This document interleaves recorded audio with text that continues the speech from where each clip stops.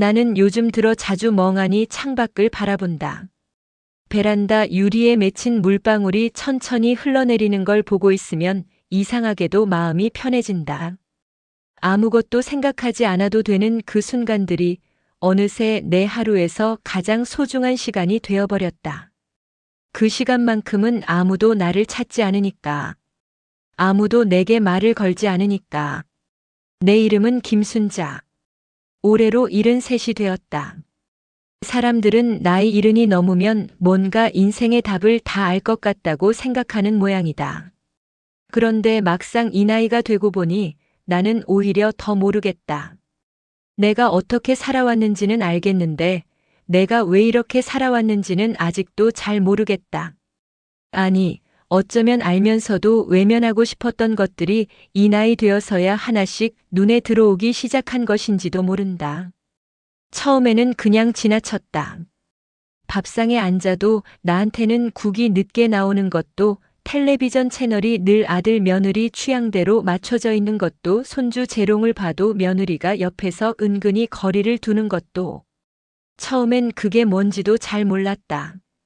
그냥 내가 예민한가 보다, 나이 드니까 쓸데없는 것에 서운해지는구나, 그렇게 스스로를 달랬다.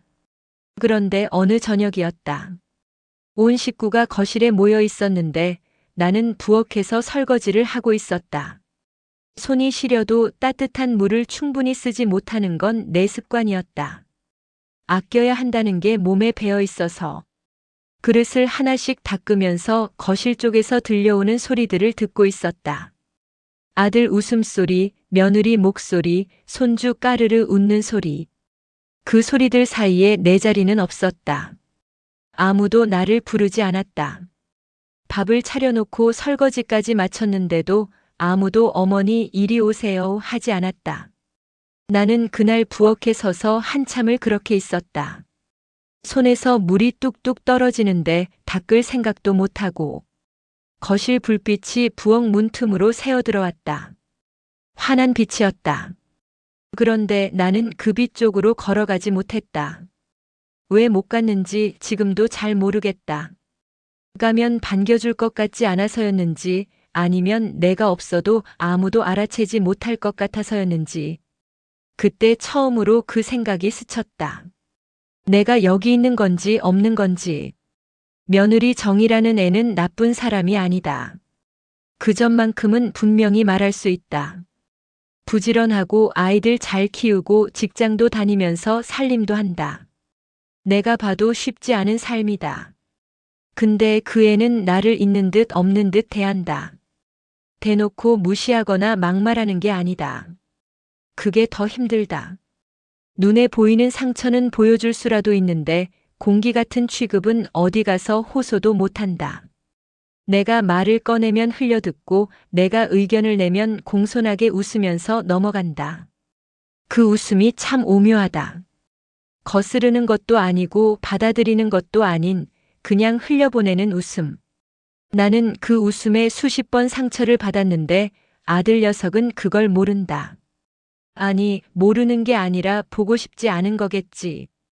아들 민호는 내 자식이지만 어느 순간부터 나는 그 애에게 낯선 사람이 된 것 같다. 결혼하고 나서 조금씩 달라지더니 애가 생기고 나서는 더 달라졌다. 주말에 오면 며느리 눈치를 보고 어머니한테 뭔가 챙겨드리려다가도 며느리가 옆에 있으면 슬그머니 거둬들인다. 그게 다 눈에 보인다. 보인다고. 나이 들었다고 눈이 먼 게 아니란 말이다. 나는 그 애한테 섭섭하다는 말을 한 번도 제대로 해본 적이 없다. 왜냐면 말해봤자 소용없다는 걸 알기 때문이다.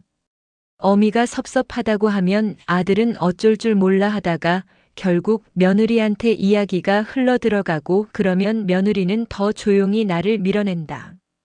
그 과정을 몇 번 겪었다. 그래서 입을 닫았다. 입을 닫고 웃고 괜찮다고 했다. 수십 년을 그렇게 살았다. 내가 처음 이 생각을 한 건 작년 가을이었다. 단풍이 들기 시작할 무렵이었는데 그날따라 아들 내외가 내 방 앞에서 낮은 목소리로 이야기를 나누는 소리가 들렸다. 문이 얇아서 일부러 듣지 않아도 들린다. 내용인즉 요양원 이야기였다. 조심스러운 말투였지만 분명히 그 이야기였다. 아직은 아니지만 앞으로를 대비해서 한번 알아봐야 하지 않겠냐는. 내 나이가 되면 언제 무슨 일이 생길지 모른다는. 나는 그날 밤 잠을 못 잤다. 73. 아직 내 발로 걷고 밥도 차리고 손주도 봐주는데. 요양원. 그 단어가 밤새 머릿속을 맴돌았다. 서럽다는 감정이 드는 동시에 어딘가에서 차가운 것이 올라왔다. 서러움인지 분노인지 아니면 체념인지 정확히 뭔지도 모르겠는 어떤 감각. 그리고 새벽녘에 문득 어이없는 생각이 하나 떠올랐다. 나를 투명인간 취급하는 사람들한테 내가 진짜 투명해지면 어떻게 될까? 처음엔 그냥 쓸쓸한 새벽에 드는 헛생각이라고 여겼다. 그런데 그 생각이 좀처럼 사라지지 않았다. 오히려 날이 갈수록 더 선명해졌다. 이상하게도 그 생각을 하고 나면 조금 마음이 후련해지는 느낌이 들었다. 그래서 나는 시작했다. 처음엔 아주 작은 것부터였다. 밥 먹다가 숟가락을 내려놓고 멍하니 있어 보는 것. 이름을 불러도 못 들은 척 늦게 반응해 보는 것. 손주 얼굴을 보고 잠깐 이름을 헷갈리는 척 해보는 것. 그냥 눈만 멀뚱멀뚱하고 있는 것. 처음에는 아무도 몰랐다. 역시 아무도 안 보는구나 싶었다. 내가 멍하니 있어도 이름을 늦게 반응해도 아무도 어머니 왜 그러세요 하고 다가오지 않았다. 역시 그렇구나. 역시 나는 거기 있어도 없는 존재구나.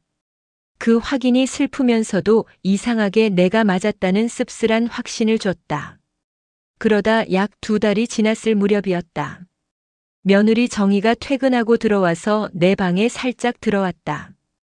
평소엔 거의 들어오지 않던 방이었다. 그 애가 말없이 앉아서 잠깐 나를 바라봤다. 뭔가 하려다 그냥 나온 것 같기도 했고 아니면 진짜 걱정이 된 것 같기도 했다. 그 눈빛이 달랐다. 평소에 그 흘려보내는 눈빛이 아니었다. 나는 모르는 척했다. 그냥 창밖을 보고 있었다. 그런데 그날 이후로 뭔가가 달라지기 시작했다. 밥상에 국이 먼저 올라오기 시작했다. 채널을 내가 보던 것에 맞춰주는 일이 생겼다. 아들 민호가 퇴근하면서 내 방에 들르는 횟수가 늘었다. 작은 것들이었다. 아주 작은 것들. 그런데 나는 그 작은 것들의 무게를 알았다. 물론 나는 안다. 이게 올바른 방법이 아니라는 것을. 속이는 것이라는 것을. 밤이 되면 가끔 그런 생각이 든다. 내가 지금 뭘 하고 있는 건가? 73 먹은 사람이 가족한테 아픈 척을 해서 관심을 받으려 한다는 게 생각하면 할수록 비루하게 느껴지기도 한다. 자식한테 이런 식으로 존재를 증명해야 한다는 게 서럽기도 하고 웃기기도 하고 복잡하다. 근데 다른 방법을 나는 몰랐다. 말을 해봤자 안 된다는 걸 수십 년 동안 배웠다. 직접적으로 섭섭하다고 해봤자 그게 가족 안에서 어떻게 굴러다니는지도 알았다. 그래서 나는 이 방법을 택했다.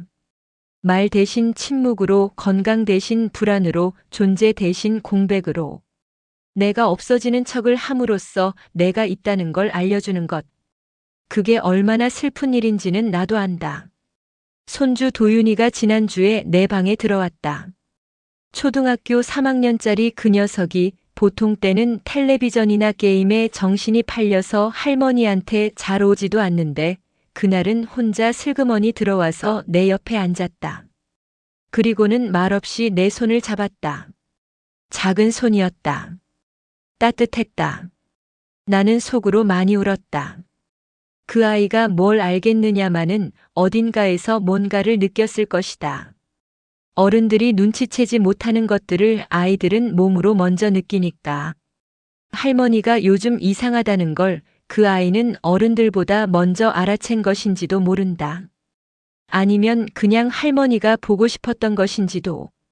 어느 쪽이든 나는 그 손 놓기가 싫었다. 그 따뜻한 손을 잡고 있으니 처음으로 이 짓을 그만해야겠다는 생각이 들었다. 동시에 그만두기가 너무 두려웠다. 그만두면 다시 예전으로 돌아가는 거 아닐까?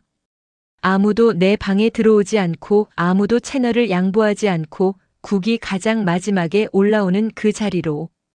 두렵다는 게 이렇게 잔인한 것이었다. 어젯밤에 나는 오래전 생각을 했다. 민호가 아직 어릴 때 한 8살쯤 됐을 때였던 것 같다. 그 애가 학교에서 뭔가 속상한 일이 있었나 보다 하고 집에 돌아왔는데 말도 않고 방에 쏙 들어가 버렸다. 나는 그때 뭐라 물어보지 않았다. 그냥 방문 앞에 귤 몇 개를 놓아뒀다. 한참 후에 문이 열리고 그 애가 귤을 가지고 나왔다. 아무 말도 없었지만 그 눈빛에 고맙다는 게 담겨 있었다. 나는 그때 어미라는 게 이런 거구나 했다. 말 없이도 알아주는 것, 기다려주는 것. 지금 나는 그 기다림을 받고 싶은 것이다. 누군가가 내 방문 앞에 귤 몇 개를 놓아주는 것. 내가 말하지 않아도, 내가 먼저 손 내밀지 않아도 그냥 알아주는 것. 그게 그렇게 어려운 일이었을까? 나는 요즘 아침에 일어나면 잠깐 그냥 누워 있는다. 눈을 뜨고 천장을 보고 오늘 하루가 어떤 날일지를 생각한다. 창으로 들어오는 빛이 계절마다 다르다는 걸 이 나이가 되어서야 처음 알았다. 겨울 아침 빛은 얇고 차갑다. 봄 빛은 조금 노랗다. 그 작은 차이를 느끼면서 누워있는 그 시간이 나한테는 하루 중 가장 나인 시간이다. 가족들은 아직 내가 예전 같지 않다고 생각하는 것 같다. 아들은 주말마다 병원 가자고 한다. 며느리는 밥상에 먹기 편한 음식을 올려준다. 손주 도윤이는 가끔씩 와서 내 옆에 앉는다. 나쁘지 않다. 아니, 솔직히 말하면 오래전부터 이런 걸 원했다. 그런데 이게 지속될 수 있을까?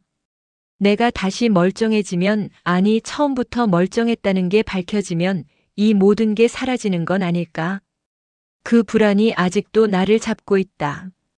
그래서 나는 아직도 완전히 그만두지 못하고 있다. 조금씩, 아주 조금씩 나아지는 척을 하면서 동시에 아직은 괜찮지 않다는 것을 보여주고 있다. 이게 맞는 건지는 모르겠다. 지난 목요일 아들 민호가 퇴근하고 들어와서 내 방에 앉았다. 보통 때처럼 잠깐 얼굴만 비추고 나가는 게 아니라 진짜로 앉았다. 방바닥에 등 기대고 나란히 앉아서. 우리 둘 다 말이 없었다. 텔레비전도 켜지 않았다.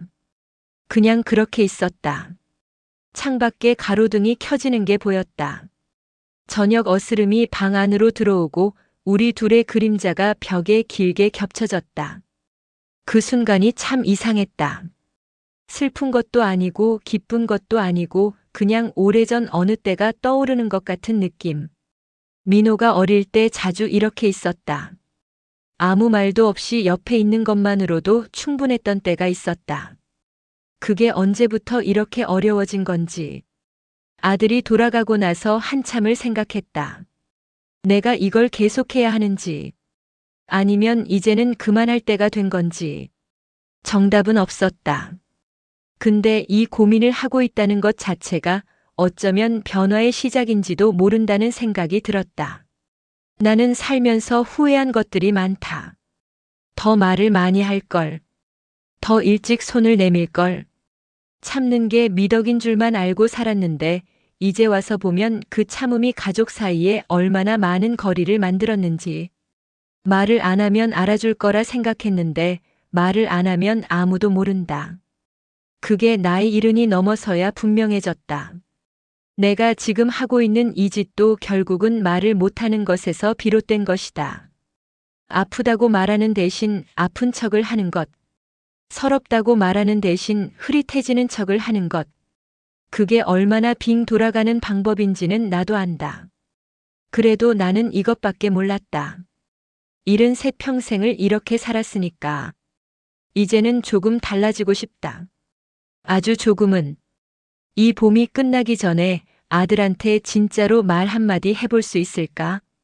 섭섭했다는 것, 외로웠다는 것, 요양원 이야기 들었다는 것, 그 말들이 목구멍까지 올라오다가 다시 내려가는 걸 나는 벌써 몇 번이나 반복했다. 언젠가는 나올 것이다. 나는 그걸 믿고 싶다. 베란다 유리에 물방울이 맺혔다가 흘러내린다. 나는 오늘도 그걸 바라보면서 내가 여기 있다는 것을 혼자 확인한다. 아무도 몰라도 나는 알고 있다. 내가 지금 어디에 있는지, 내가 무엇을 원하는지, 내가 무엇을 두려워하는지. 73. 아직 다 끝나지 않았다.